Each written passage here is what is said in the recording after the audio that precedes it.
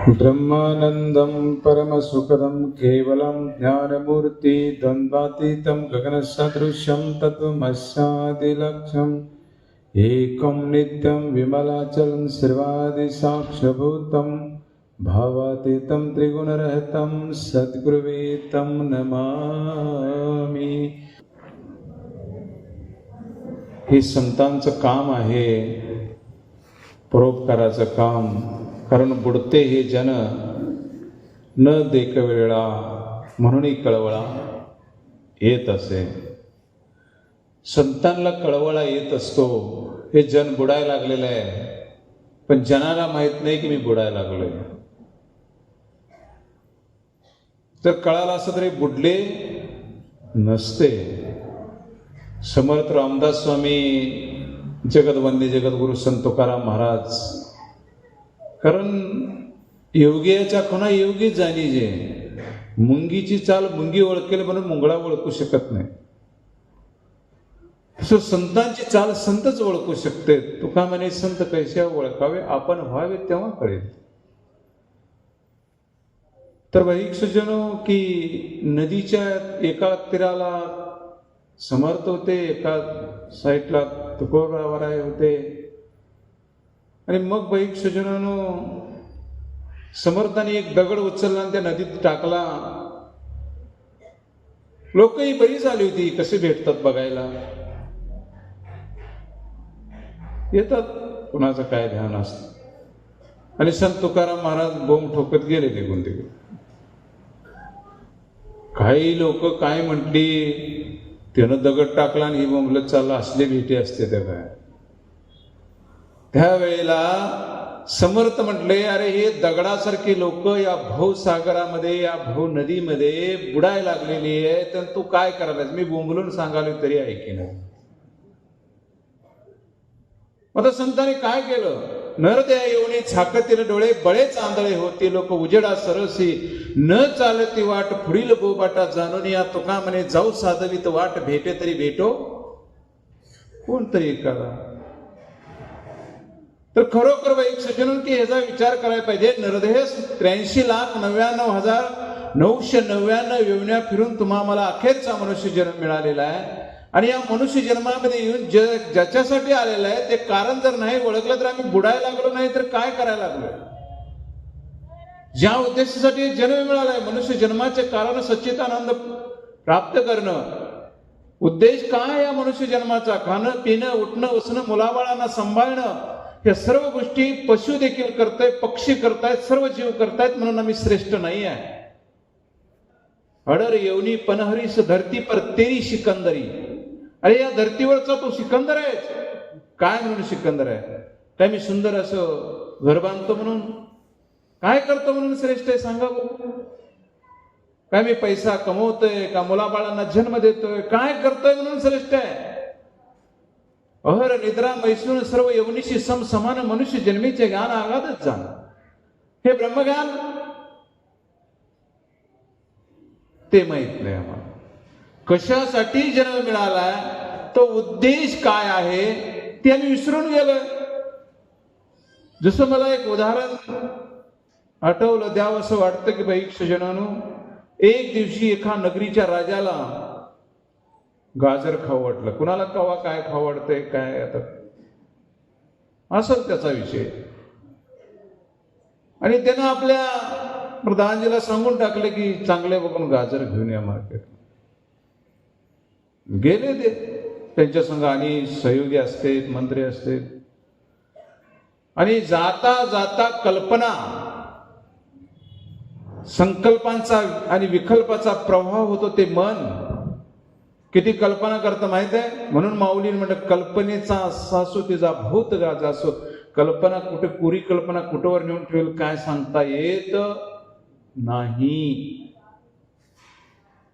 जाता जाता वाटलं की राजाला गाजर नेऊन दिलं, आणि त्यानं जर खाल्लं, खाणारच मागितलं, पोटात दुखायला लागलं तर काहीतरी गोळ्या औषधी घेतल्या पाहिजे। मेडिकलमध्ये गेला, गोळ्या औषधी घेतल्या। जर एवढ्यावर गोळ्या औषध जर ठीक होईना तर राजाच्या पोटातलं दुखायचं थांबना तर डॉक्टर संघ घेतला पाहिजे आपण. आता राजानं सांगितलं म्हणल्यानंतर राजाची लोक आहेत म्हटल्यावर कोण नाही म्हणणार. डॉक्टर बी घेतला चांगला बघून. डॉक्टर येऊन बी राजाच्या पोटातलं दुखायचं बंद नाही झालं तर ऑपरेशन करावं लागेल, ती बी जोडणार. कशासाठी चाललंय? गाजर खाल्ल्यावर पोटात दुखायला लागल्यावर देण्यात आहे ना. आणि मग तिथून जर एवढं होऊन सगळं होऊन जर राजाचं दुखणंच नाही थांबलं, त्यात राजा जर आटपला तर मग आता आटपल्यानंतर संपल्यानंतर काय काय लागतंय माहित आहे ना. किती मन जळण, बांबू, मांजरफाट कपडा, गुलाल वगैरे सगळं मडकं वगैरे पाक घेऊन ही सगळी जोडणा घेऊन राजाच्या दरबारामध्ये ती सगळी मंत्री प्रधान काय असेल ती आली. अरे म्हटलं ही काय होणार राजे, तुम्ही गाजर आणायला सांगितले, गाजर खाऊन जर तुमच्या पोटात दुखायला लागलं, त्रास व्हायला तर या गोळ्या औषध आणल्यात, एवढ्यावर नाही थांबल्या तर इंजेक्शन डॉक्टर आणलेलं आहे, तेवढ्यावरही नाही थांबल्या तर आम्ही ऑपरेशन करण्यासाठी सर्जरी करण्यासाठी बी एवढी डॉक्टर आणलाय. आणि एवढं होऊन जर तुम्ही आटपला संपला तरी पण ही सगळी जोडणा घेऊन आलेली आहे. अरे गाजर कुठं आहे तेच विसरून आलो. समजलं? तमशी आमची अवस्था झालेली आहे. कशासाठी जन्माला आलोय आम्ही? काय भविष्य हे सर्व कमवण्यासाठी जन्माला आलो? कुणाच कोण कमवतोय आम्ही?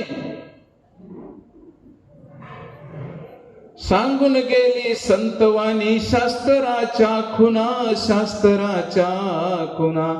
ऐक प्राण्या तुला सांगतो, ऐकून घे रे पुन्हा पुन्हा. हा देह तुझा नाशिवंत, देवाने दिला तुला दान, बघ जाईल सांभाळ तोल, घे अर्थ जाणून खोल. आल्या जन्माचे करावे सार्थक, करू नको कोणाची निंदा, समभावे सर्वाशी.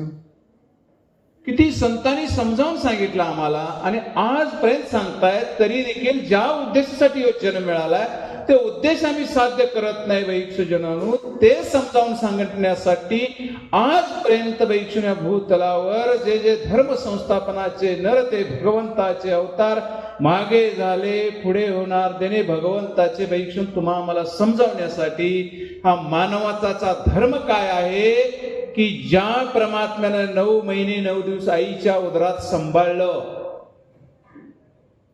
एक जीव जिवंत राहायचं झालं तर लक्षात आलं, 3 गोष्टीची तर आवश्यकता आहे ना, अन्न, हवा आणि काय पाणी. मग 9 महिने 9 दिवस आईच्या पोटात हे जीव होता म्हटल्यानंतर त्याला सगळं लागतं ना. मग तसं वैक्षजनानो, म्हणून वैक्षण की कशी झाली गर्भाची रचना ठाऊक नव्हते दोघे जण. जेव्हा तुझा बाप होता बाळ तेव्हा कुठे कंठीत होता, तुझी आई होती आणि तेव्हा कुठे होतास पाणी. हे सर्व वैक्षजनांनो कुणी दिलं? जलमल्याबरोबर तोंडात दात नाही, आईच्या स्तनामध्ये दूध निर्माण केलं कुणी केलं? भूक वाढली म्हणून जमीन, ऊन, हवा, पाणी, वारं सर्व विश्व कुणी निर्माण करून दिलं? ते कर, खा, जग. पण मला बघ कुणी म्हटलं? आणि हे पटत नसेल तर प्रमाण आहे, चाले हे शरीर कुणाची या कुणाच्या सत्तेनं चालतं त्याला देव म्हणा. आम्ही देवाला चालवणारी लोक आहे, आम्ही देवाला बसवणारी लोक आहे, आणणारी लोक आहे. समर्थ रामदास स्वामी दासबोध मध्ये 4थ्या दशक समस मध्ये येतो, धातू पाषाण मृतिका चित्रलेप ते काष्टी देखा ते देव कैसा मूर्खा. हे माझं म्हणणं नाही, जरा अवघड वाटतं, भ्रांती पडली. हे त्यांनी स्पष्ट केलेलं आहे. आम्ही त्यांना मानतो म्हणून आम्ही संतांना मानतो. संत ज्या ठिकाणी बसले, संत काय खाल्ले, संत कसली कपडे गाठले, हे सर्व करायला लागलोय. तुम्ही आम्ही वैष्णव देवी देवतांना मानतो, भक्ती करतोय, माना, आमचं काही मत नाही. संत निरंकारी मिशन असं कधी कुणाला सांगत नाहीये. चुकीचा भ्रम करून घेऊ नका वैष्णव. आम्ही हे सोडा ते जरा आमचा विषय नव्हे. आमचं काम आहे वैष्णव चाले हे शरीर कुणाची असत्य कोण बोलवितो? हरिविना देखवी ऐकवी एक नारायण. जो दाखवतो भी एक नारायण, ऐकवतो एका नारायण. तो दाखवी ऐकवी एक नारायण हा मुख्य विषय आहे. आम्ही कीर्तन ऐकले असतील, प्रवचन ऐकले असतील, गाथा वाचले असतील सगळे, पण देखवी ऐकवी एक किती 33 कोटी का म्हटले नाही? माझा सवाल. देखवी ऐकवी एक नारायण, तयाचे भजन. दाखवतो बी एकच आणि ऐकवतो बी तसं नाही. दाखवायचा वेगळा, नाव घ्यायचं वेळ चाललंय ना. आणि म्हणून असू दे तुम्ही करताय, पण संत जे शरीर ज्याच्या सत्तेनं चालतं त्याला देव म्हटलेला आहे. तो आत्मा, तो परमात्मा, हा विषय इथं येतो वैक्ष जन्म. आणि म्हणून की बाबा याच्यासाठी जन्म मिळालेला आहे की ज्या परमात्म्याने सर्व निर्माण केलेलं आहे, जो शरीर तुम्हाला चालवतो तो आहे म्हणून तुम्ही घरातून इथून एक कार्यक्रम ऐकण्यासाठी आलाय. बसून या ठिकाणी निघणारे शब्द तुम्ही ऐकता. संपल्यानंतर वैक्ष जन्म तुम्ही कुठं जाता? कोण नेतो? कोण करतंय सगळं? जी चालवते ती शक्ती, ती महासत्ता, तो देव आहे, तो आत्मा आहे, तो परमात्मा आहे. आणि म्हणून वैक्ष जनन की तुम्ही आम्ही या ठिकाणी विचार करायला पाहिजे. नसलं तरी मनुष्य जन्म मिळालाय कशासाठी? आमचं चाललंय काय? पैसा मेरा परमेश्वर, पत्नी मेरी गुरु, बाल बच्चे साधु संत, और मैं किसकी सेवा करूं? असंच ना. पैसा मेरा परमेश्वर, पत्नी मेरी. होय, मग काय बाई? पैसा माझा परमेश्वर, पत्नी माझी गुरु, मुलं शाळीग्राम, तिथं ह्या आत्मारामाचं काय काम आहे? है ना. एक वकील, डॉक्टर, बँक मॅनेजर. आता कसं महात्मा सांगितले, पन्हाळ्याला असं फिरायला गेले होते समुद्र किनारे. जातात, जाओ, काय अडचण नाही बाई. आणि गेल्यानंतर एक नावेनच फेरफटका मारावा त्या समुद्रात, पाण्यात, म्हणून त्याच्या मनात आलं. ते तिघ पण बसले, नावाड्या नाव पाण्यात चालू केली, चालले. ग बसाव की स्वतःचा हुशारीपणा, मी लय शिकलेला आहे, मला लय समजतं.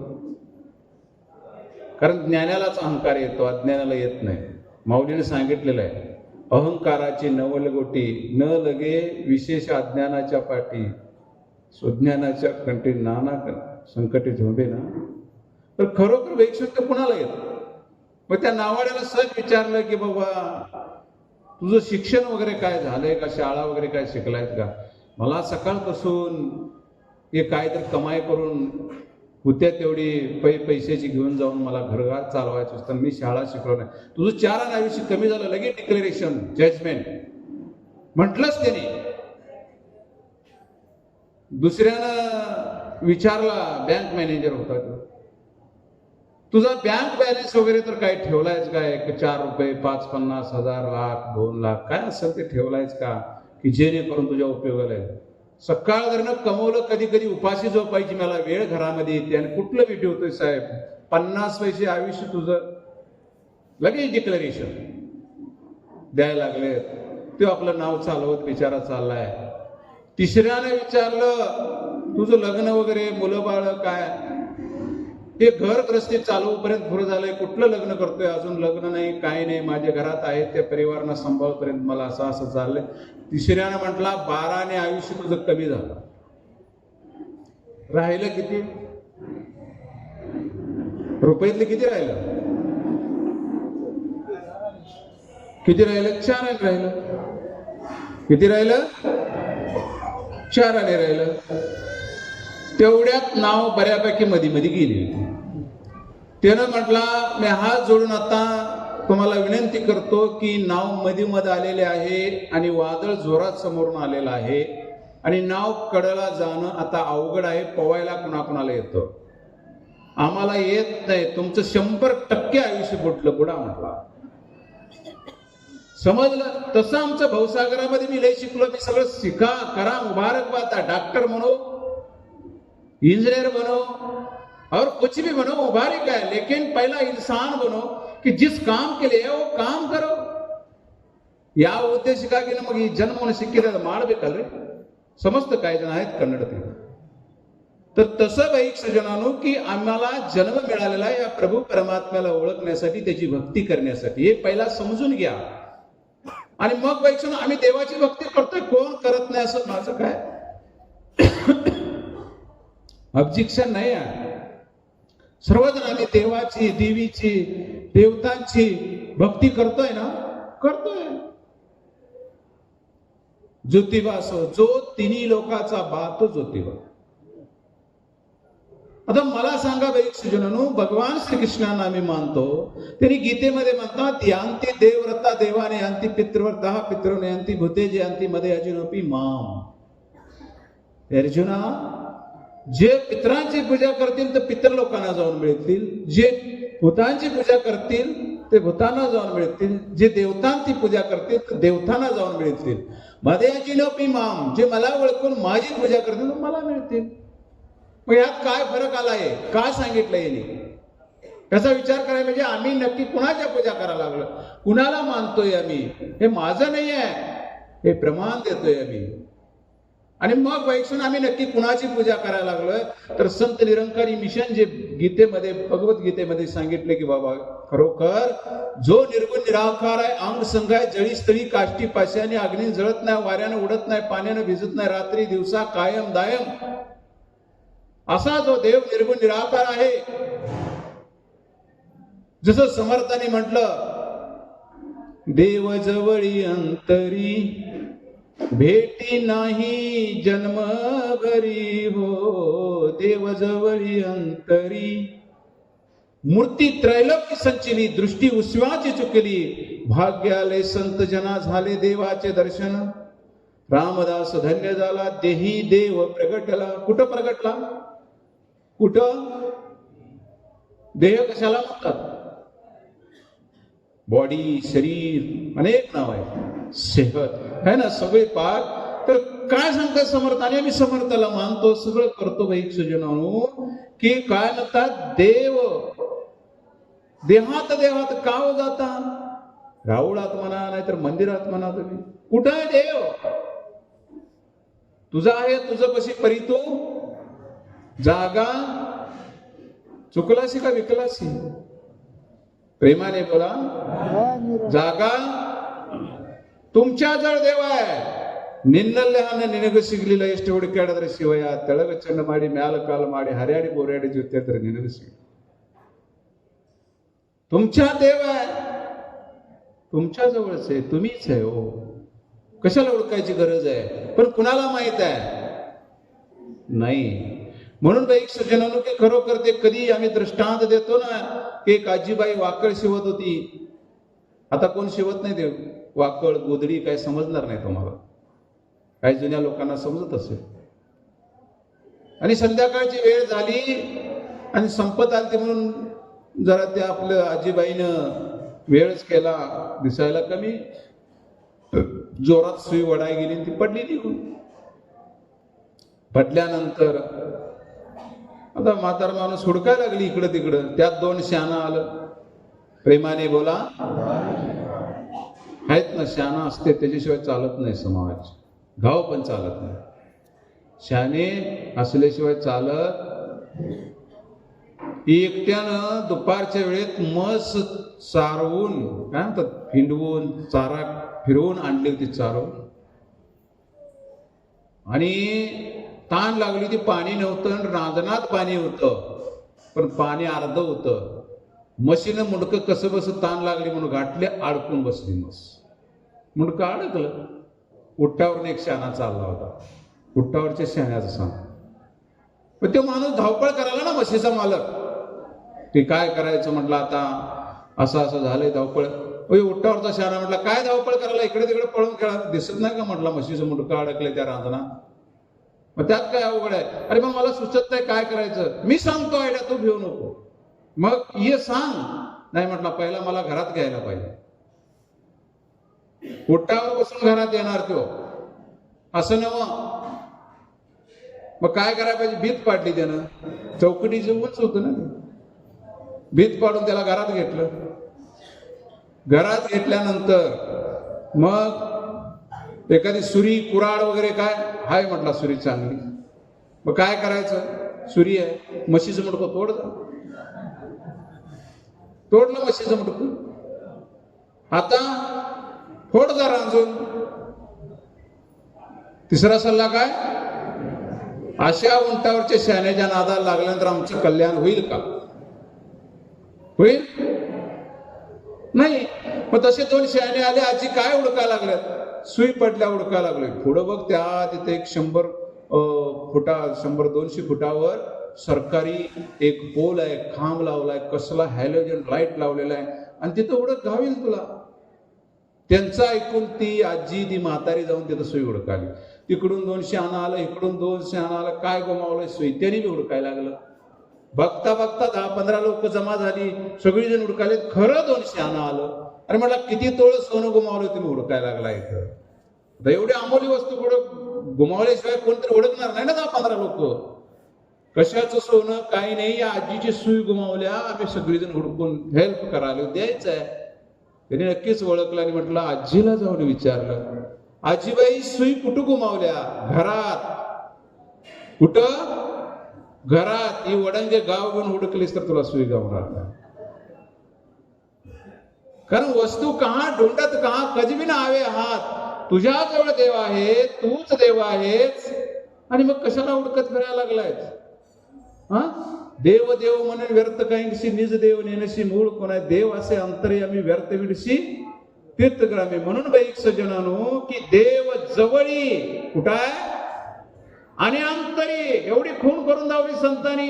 देखवे ऐकवे एक नारायण, चाले शरीर वृक्षाचे पान हानी ज्याची सत्ता, मग राहिली अहंता कोटे. अरे झाडाचं पान देवाच्या आज्ञेने हलत नाही. तर एवढा देव सृष्टीमध्ये आहे आणि आम्ही म्हणतो कुठं आहे? त्याला हुडकायला लागलोय, काय काय करायला लागलोय. कशासाठी करायची गरज आहे? काय करायची गरज आहे?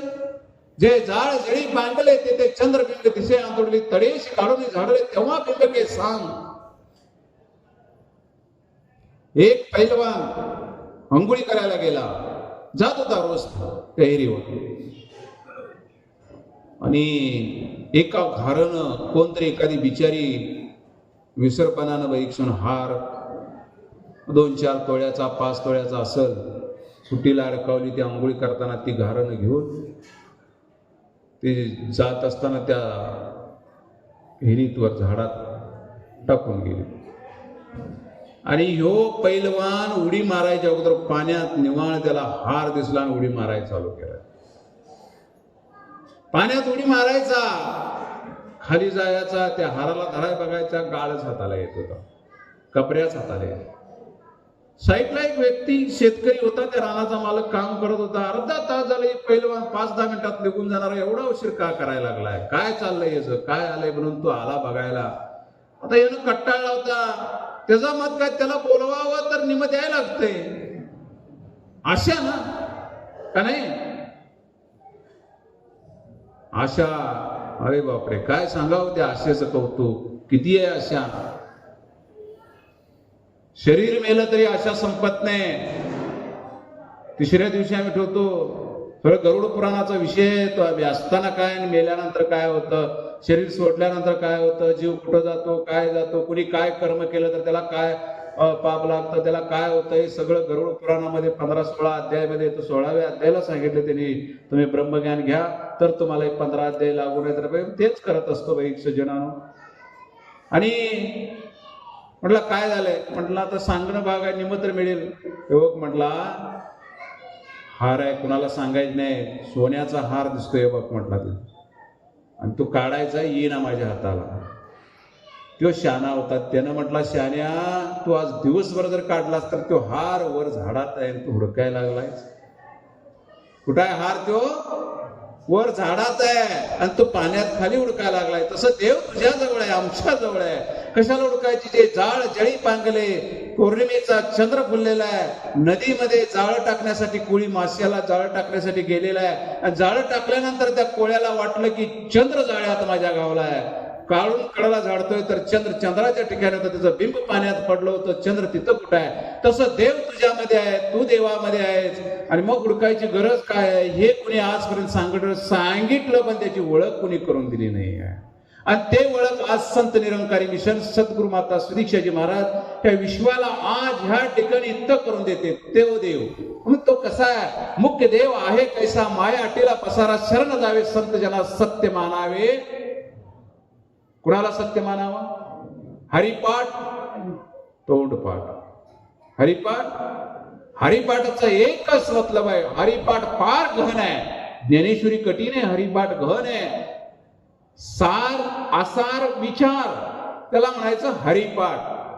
काय सार आहे? निर्गुण आहे सार आहे, त्रिगुण असार आहे. आणि सारासार विचार क्लिअर कट सांगितले ना, सार जे आहे ते निर्गुण आहे आणि ते सोडतो आणि असारच घेतो, त्रिगुणच घेतो. मग काय फायदा आहे त्याचा? मग संतांनी सांगितलेलं आम्ही उलट नाही चाललो कवा? त्यांना मानतो, आम्ही मानतो, पण त्यांचं मानत नाही. आणि म्हणून संपूर्ण अवतारवाणीमध्ये म्हटलेलं, आले तेव्हा कोणी न पुसते गुणगाती मेल्या मागे. मेल्यावरच आम्ही गुणगात करत बसतो ना. ते देव होते त्यावेळी त्या संतांना कोणी मानलं नाही, मानलं, त्यांचं ऐकलं नाही, केलं नाही. आणि आज आम्ही वैक्षून त्यांचा जे जे कार करतो, सगळं करतो. ही अवस्था आहे वैक्षून. आम्हाला किती कळालं.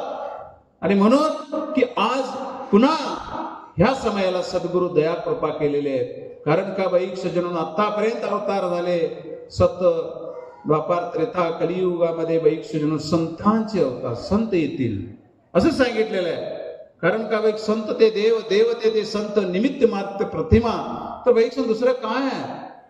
आजपर्यंत जे संत आले त्यांनी हे वैक्षण तुम्हाला आम्हाला समजावून सांगायचं काम केलं की बाबा, मनुष्य जन्माचा उद्देश आहे की ज्या देवाने सर्व निर्माण केलेलं आहे, जे सर्व देव हे सत्ता चालवतो, तो देव निर्गुण आहे, निराकार आहे, अंग संघ आहे, जळी स्थळी आहे, काष्टी पाशाने भरून उरलाय, येत नाही, जात नाही, जन्मत नाही, असा निर्गुण निराकार देव सगळीकडे कणाकणामध्ये भरलेला आहे. देव नाही असं कुठलंही ठिकाण नाही, असं सर्वकडे देव भरलेला आहे. फक्त त्या देवाची, मग मला सांगा, का रे दाटून होता वेळे? देव आहे तुम्हा पुढे, तुमच्या पुढ्यातलं घर दिसतं, दार दिसतं, बायको दिसते, पोरं दिसतं, सर्व दिसतं. मग तुमच्या पुढ्यातला देव आम्हाला का दिसत नाही? काय कारण असेल? मूर्ती त्रैलोक्य संचली, दृष्टी विश्वाची चुकली. काय झालं? विश्वाची दृष्टी चुकली, एकट्याची दोघांची नव्हे. आणि हेच वचन, ह्याचाच अर्थ संपूर्ण अवतारवाणीमध्ये एक ना बोलले, दोन ना बोलले, बोलला हा काय फरक आहे मला सांगा? संपूर्ण अवतारवाणी हो, संपूर्ण हरदेवाणी, काय फरक आहे याच्यामध्ये? दृष्टी विश्वाची चुकली. किती वर्षापूर्वी समर्थ रामदास स्वामींनी लिहून ठेवलं. भाग्य आले संत जना, संत आले की तुमच्या दारात भाग्य. आज वडंगे गावामध्ये देवाची ओळख करून देतो म्हणून या ठिकाणी हे महात्मा संत मिशन आलंय, भाग्य आलंय तुमचं. मला सांगा, कितीतरी वर्ष झाले एक गाव आहे, आज पहिला कार्यक्रम या गावामध्ये. एवढ्या जवळ असून कसं काय आलं नाही? पेरूची बाग आहे, पण फळ लागलं पाहिजे ना त्याला, का नाही? पेरू पिकल्यानंतर तो पोपटाला पत्र पाठवतोय का? प्रेमाने बोला, झालंय असं कुठं? पत्र पाठवतोय नाही, पोपट हुडकत येतोय. मग तसं आज या गावात किती पेरू पिकलेत बघूया. पोपट आलाय हुडकत, हा टोच मारून. एक सजन तसं काम आहे, हे सगळं प्लॅनिंग फिक्स आहे. तू पुरं नाही, तेरा सारा इंतजाम पुरा आहे. म्हणून एक सजनानो की तुम्ही आम्ही त्या देवाची भाग्य आले संत जना, झाले देवाचे दर्शन. मग रामदास त्यांनी झाला, देही देव प्रकट. खरोखर या उक्तीप्रमाणे समर्थांनी सांगितलं, संत तुकाराम महाराजांनी सांगितलं, आम्ही नेनो फुंकू कान, नाही एकांतीचे ध्यान, जो देव पाहिला डोळा तो दाऊ आम्ही सकाळ. आम्ही कान फुंक, असला मंत्र तसला मंत्र आमचा विषय नव्हे. तो जो आम्ही पाहिलाय तो तुम्हाला दाऊ. जे आम्हाला ब्रह्मज्ञान मिळाले ते तुम्हाला देऊ. म्हणून हे ब्रह्मज्ञान देण्यासाठी आलं. हे ब्रह्मज्ञान नानाशास्त्र पटे लोक नाना द्वैत पूजन प्रिय आत्मज्ञान विना पारता सर्व कर्म निरार्थक. आत्मज्ञान से ब्रह्मज्ञान, ब्रह्मज्ञान से आत्मज्ञान. ब्रह्मज्ञान काय आणि आत्मज्ञान काय, काय फरक आहे? मी कोण आहे, मी आलो कुठून, मला जायचं, आने का वाट कौन, जाने का घाट कौन, ब्रह्म का कपाट कौन आवे कौन मैं कौन, समझ इतनी बात नाही बुझी तो काय कोण अर्धे आया. तसं मी कोण आहे, मी आत्मा आहे. आणि म्हणून सच्चे पातशाह सांगालेत की आत्म म्हणतात. तो आत्मा मी आहे, या आत्म्याला, आत्म्याचीच माझी मला ओळख होणं, याला आत्मज्ञान. आणि विश्वामध्ये हा परमात्मा यो माम पश्यति तस्य सर्वत्र सर्वच जसं म्हटलेलं आहे त्याप्रमाणे हे विश्व आहे, त्या विश्वामध्ये हा परमात्मा आहे, याची ओळख होणं, याचं ज्ञान येणं हे ब्रह्मज्ञान आहे. ब्रह्म विश्वामध्ये आहे आत्मा, आणि मग त्यावेळेला या आत्मा परमात्म्याचं एक रूपता होते वैजून. म्हणून ब्रह्मज्ञान से आत्मज्ञान संभवायचं काय, आत्मज्ञान से ब्रह्मज्ञान संभव का म्हटलं तर हे शब्दामधले फेरबदल आहे, पण आहे ते एक. म्हणून वैक सजून की तुम्ही आम्ही की जो निर्गुण निराकार देव आहे, ज्याचं वर्णन साधू संतांनी पीर पैगंबरांनी केलं, तो त्याच देवाची ओळख कळत आज संत निरंकारी मिशन आम्हाला करून द्यायला लागलेलं आहे. तुम्ही आम्ही त्याचा विचार करायला पाहिजे. ह्या गावामध्ये भक्ती करणारे कोणी नाहीत असं म्हणायचं नाही आहे. भक्ती करणारे तुम्ही सर्वजण आहात, सर्वाला मानता. पण वैक्षजन,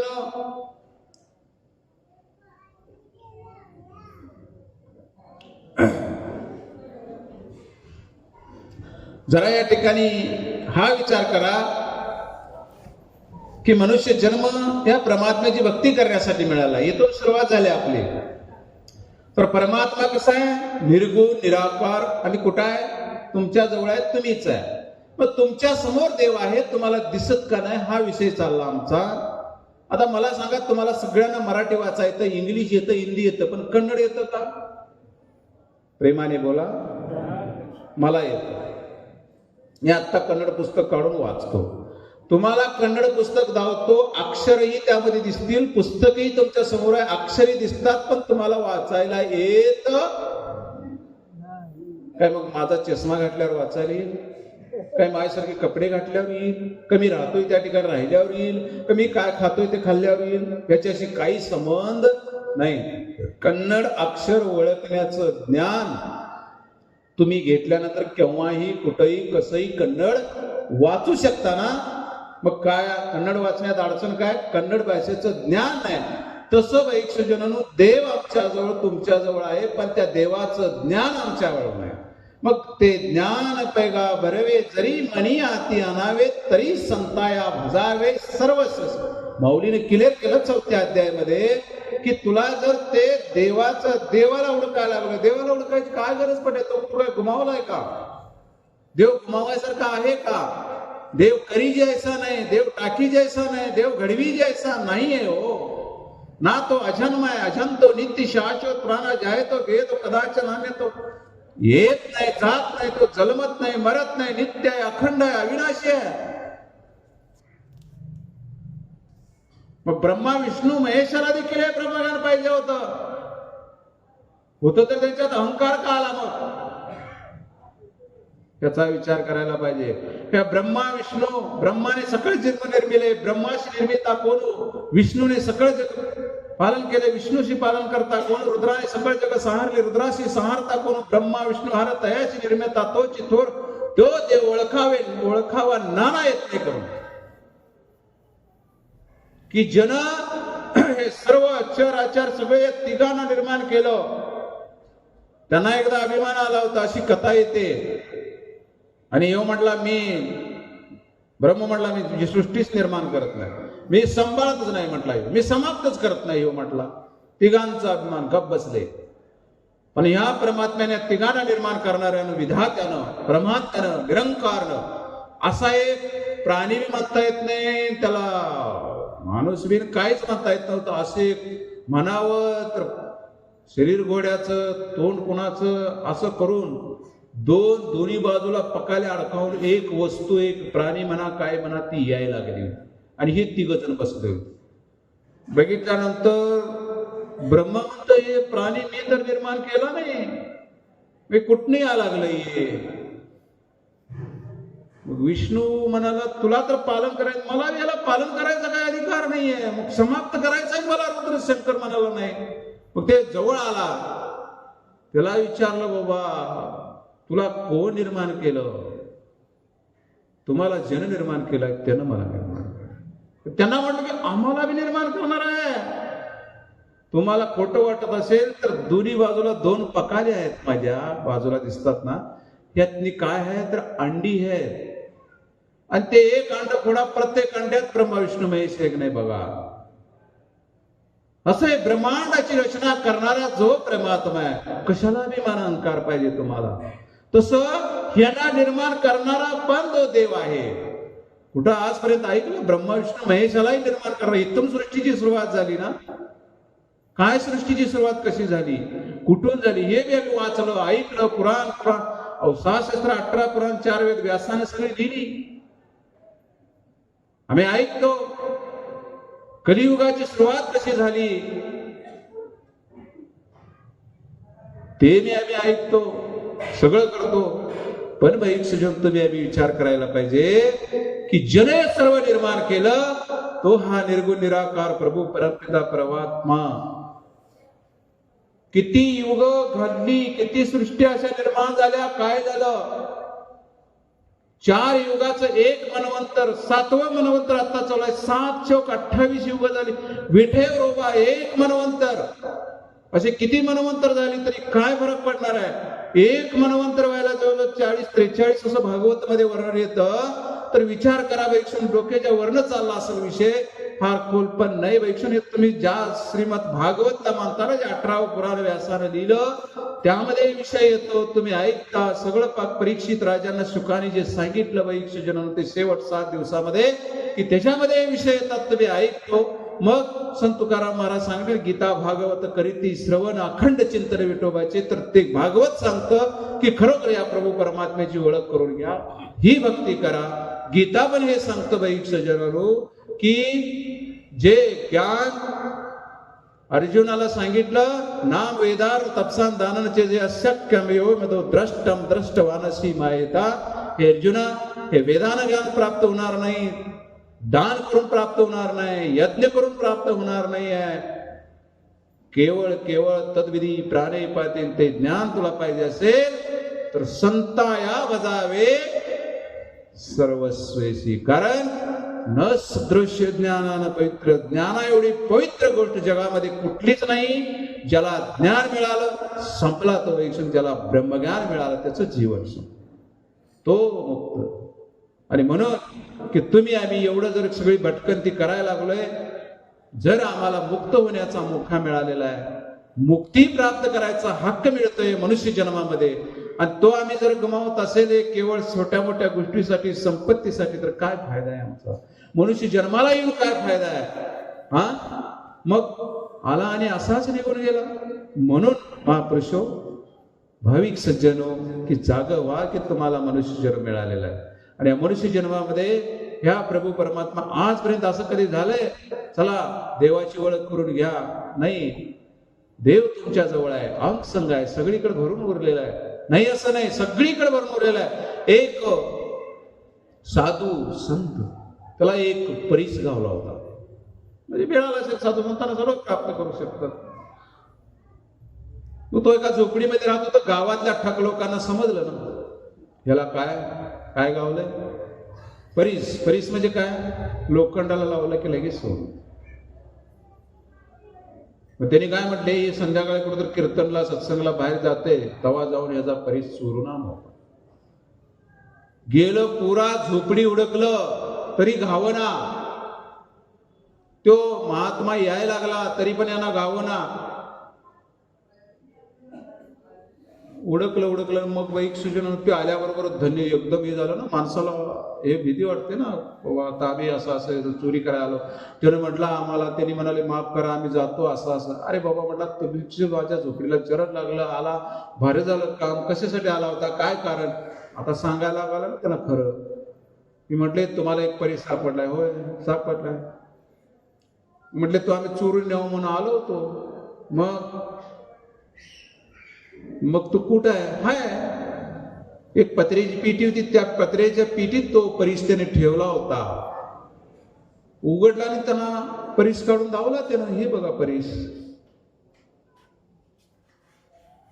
हे परीस बघा. आता मला सांगा, त्या पत्र्याच्या पेटीतच परीस होता, पण पत्र्याची पेटी का सोन्याची झाली नव्हती? तो परीस जरूर त्या पत्र्याच्या पेटीतच होता, आतच होता, पण त्याच्यावर कापड गुंडाळलं, वस्त्र होत. म्हणून त्या परीसाचा आणि त्या पत्र्याचा संपर्क आला नाही, केवळ त्या वस्त्रामुळं. तसं वैक सज्जनानो, ही पेटी, ह्यात आत्मा परीस आहे, ह्या परमात्म्याशी मिळायचं आहे, पण अज्ञानाचं वस्त्र त्याच्यावर आहे. आणि ते तेवढं काढायचं काम, जसं तो साधू आला की चोर हुडकून काय फायदा, तसं आम्ही इथं तिथं इकडं तिकडं पाण्यात कासव गायन करी, कडेने कोला नाचे, कोकट गेले देश फिरावया, माकड पुस्तक वाचे, आम्ही लटके ना बोलू अनु मात्र खोटे. या कूट रचना संतांनी का केला? संतांना फार कमी समजला. म्हणताना त्यांनी अशा शब्दात सांगितलं तुम्हाला. पाण्यात कासव, पाण्यात म्हणजे काय भजन जोरात चाललंय? कुणाचं? देवाचं. देवात बसून देवाचं भजन पाण्यात गायन पासून करायला लागले. पत्ता नाही त्यांना. त्यांना म्हटलेलं आहे कडेने कोलानाचे. कोल्याचं काम काय? हे काय सांगतोय? मला सगळं माहित आहे. ते लांबच फिरणार तो, तिकडे बाहेरच. त्याला म्हणायचं कोला. म्हणलेलं ना, पाण्यात कासव गायन करी, कडेने कोलानाचे, कोकण गेले देश फिरा. कोकण म्हणजे त्याचा एक प्राणी आहे, तुम्हाला माहित नसेल. इकडे ते माळाला असतं. हित आहे म्हटलं तर वरडतं इथंच ते, पण तिथंच लपलेलं दिसत नाही तुम्हाला. लगेच तिकडे वरडणार, तिकडे जाऊन लपून बसणार. आज गाणगापुरात आहे म्हटलं की उद्या कोल्हापुरात, आज कोल्हापुरात आहे म्हटलं की लगेच परवा दिवशी आणि कुठं. असं तीर्थस्थान फिरणाऱ्याला कोकट गेले देश फिरावं, बरोबर आहे. ज्योतिर्लिंग फिरणाऱ्याला माकड पुस्तक वाचे. आमचे वाचून वाचून माकडासारखी अवस्था झाली. एवढं संतांनी स्फुट रचना करून आम्हाला सांगितल्या की बाबा, तुझा आहे तुझं पशी, तुझ्यापाशी देव आहे, तूच आहेच, तुझ्याच तुझी ओळख करून द्यायची आहे. आणि या ते ब्रह्मज्ञान घ्या ईश्वर, जीवनाचं कल्याण करून घ्या, नाहीतर जन्म वाया जाईल, व्यर्थ जाईल, काही उपयोग होणार नाही. ज्याच्यासाठी आम्ही आलो ते नाही जर साध्य झालं, मग त्या राजानं ज्याच्यासाठी एवढं सगळं केलं ते गाजरच मला आणला नाही तर काय फायदा काय तुमच्या एवढ्या सगळ्या करण्याला. तसं ईश्वर ज्या परमात्म्यानं आम्हाला पाठवलेलं एक सगळं दिलेलं आहे, त्या परमात्म्याची ओळख नाही तर तो एक पतित. अवघे ब्रह्मांड निर्माण केले, ज्याने लोक तिन्ही निर्माण केले. आणि म्हणून वैक सज्जनांनो, की आमच्यावर जे अज्ञान लपलेलं आहे, कारण माणसाच्या जीवनामध्ये 3 दोष शास्त्रकारांनी सांगितलेले आहेत भक्ती करत असताना आढळून येणारे: मलदोष, विक्षेप आणि आवरण दोष. मलदोष हे पाप आहे, विक्षेप मनाची चंचलता, आणि आवरण दोष हा सद्गुरू काढत असतो. आणि तो आवरण दोष काढायसाठीच आज आलोय या ठिकाणी. या आणि ते काढून घ्या आणि हे ब्रह्मज्ञान घ्या, जो अंगसंग निर्गुण निराकार प्रभू पारब्रह्म परमात्मा सद्गुरू माता सुदीक्षाजी महाराज आज तुमच्या गावामध्ये आलेत. घ्या आणि जीवनाचं कल्याण करून घ्या. वैक सज्जनांनो, वेळ होत आलेले. दास बोलण्यात जरी वेडा वाकडा एखादा शब्द चुकून जर गेला असेल, वाटला असेल, वैक्षण मागमोर झाला असेल, तरी दासला उदाहरण करण्यास क्षमा करा. ही सद्गुरू माता सुदीक्षाजी महाराजांची फार मोठी दया कृपा आहे. त्यांच्या कृपेनं सर्व जे काय बोलणं झालंय, कारण बोलत नाही मी आपल्या बळे सखा भगवंत याची वाचा साळून की बोलत असे मंजुळवाणी शिकविता धने वेगळा. काय म्या पामरे बोला उत्तरे पै हा विश्वंभर बोलत असे. तुका म्हणे कोण काय जाणे त्याची काय पाया पांगळा वागवत असे. प्रेमाने बोला धन्य विकाराची.